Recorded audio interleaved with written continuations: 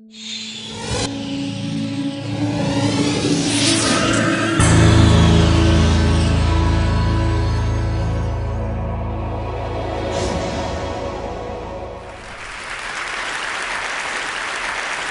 Zuckerberg, a journalist, was asking him a question about the news feed. And the journalist was asking him, why is this so important? And Zuckerberg said, a squirrel dying in your front yard may be more relevant to your interests right now than people dying in Africa. And I want to talk about what a web based on that idea of relevance might look like. So when I was growing up in a really rural area in Maine, the internet meant something very different to me. It meant a connection to the world. It meant something that would connect us all together. And I was sure that it was going to be great for democracy and for our society. But there's this kind of shift in how information is flowing online. And it's invisible. And if we don't pay attention to it, it could be a real problem. So I first noticed this in a place I spend a lot of time, my Facebook page. I'm progressive politically, big surprise, but I've always gone out of my way to meet conservatives. I like hearing what they're thinking about. I like seeing what they link to. I like learning a thing or two. And so I was kind of surprised when I noticed one day that the conservatives had disappeared from my Facebook feed. And what it turned out was going on was that Facebook was looking at which links I clicked on. And it was noticing that actually I was clicking more on my liberal friends' links than on my conservative friends' links. And without consulting me about it, it had edited them out. They disappeared. So Facebook isn't the only place that's doing this kind of invisible algorithmic editing of the web. Google's doing it too. If I search for something and you search for something, even right now at the very same time, we may get very different search results.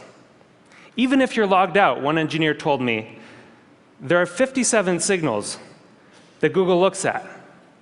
Everything from what kind of computer you're on, to what kind of browser you're using, to where you're located, that it uses to personally tailor your query results.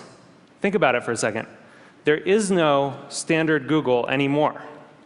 And the funny thing about this is that it's hard to see. You can't see how different your search results are from anyone else's. But a couple of weeks ago, I asked a bunch of friends to Google Egypt and to send me screenshots of what they got. So here's my friend Scott's screenshot.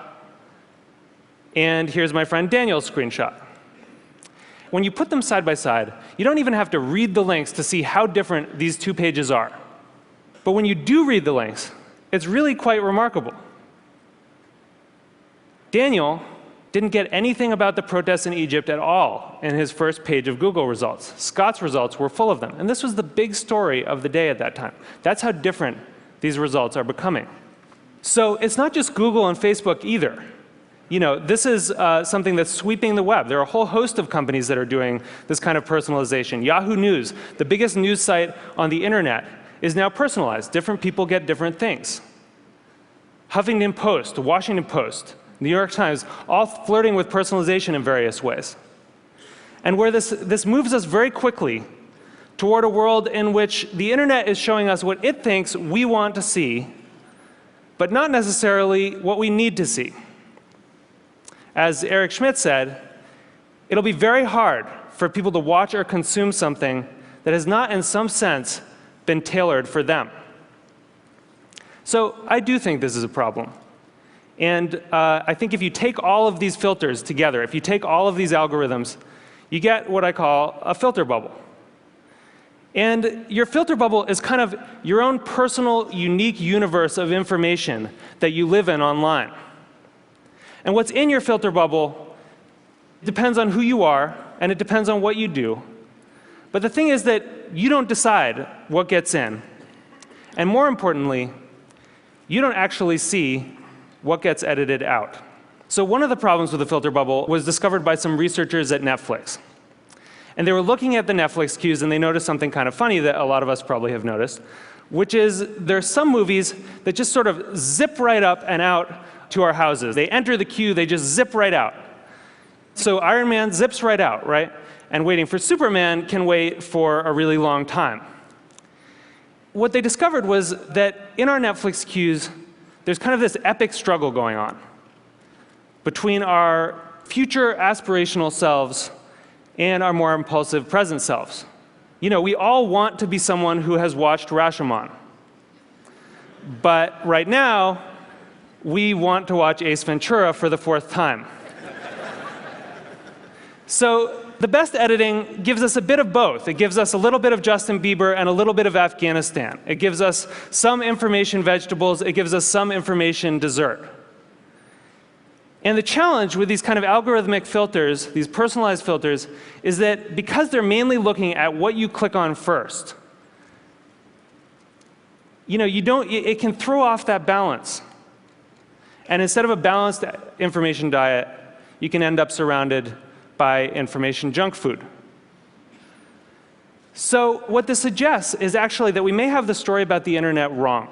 In a broadcast society, you know, this is how the founding mythology goes, right? In a broadcast society, there were these gatekeepers, the editors, and they controlled the flows of information. And along came the internet, and it swept them out of the way, and it allowed all of us to connect together, and it was awesome. But that's not actually what's happening right now. What we're seeing is more of a passing of the torch from human gatekeepers to algorithmic ones. And the thing is that the algorithms don't yet have the kind of embedded ethics that the editors did. So if algorithms are going to curate the world for us, if they're going to decide what we get to see and what we don't get to see, then we need to make sure that they're not just keyed to relevance. We need to make sure that they also show us things that are uncomfortable or challenging or important. This is what TED does, right? Other points of view. And the thing is, we've actually kind of been here before as a society. In 1915, it's not like newspapers were sweating a lot about their civic responsibilities. Then people kind of noticed that they were doing something really important. That in fact, you couldn't have a functioning democracy if citizens didn't get a good flow of information. That the newspapers were critical because they were acting as the filter, and that journalistic ethics developed. It wasn't perfect, but it got us through the last century. And so now, we're kind of back in 1915 on the web. And we need the new gatekeepers to encode that kind of responsibility into the code that they're writing. You know, I know there are a lot of people here from Facebook and from Google, Larry and Sergey, who, you know, people who have helped build the web as it is, and I'm grateful for that. But we really need you to make sure that these algorithms have encoded in them a sense of the public life, a sense of civic responsibility. We need you to make sure that they're transparent enough that we can see what the rules are that determine what gets through our filters. And we need you to give us some control so that we can decide what gets through and what doesn't. Because I think we really need the internet to be that thing that we all dreamed of it being. We need it to connect us all together. We need it to introduce us to new ideas and new people and different perspectives. And it's not going to do that if it leaves us all isolated in a web of one. Thank you. Thank you.